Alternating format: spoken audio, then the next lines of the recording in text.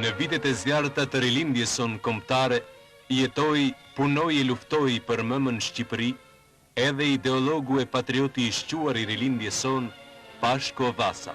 Eshtrat e patriotit të shquar u dergjën në dhe të huaj, por me kujdesin e partisë të pushtetit popullor, erdhen të prehen për gjithmonë në gjirin e tokës mëm. Në mitingun e organizuar për ceremoninë e varrimit të Pashko Vasës, fjalën e rastit e mban antari i Byros Politike Shoku Manush Myftiu.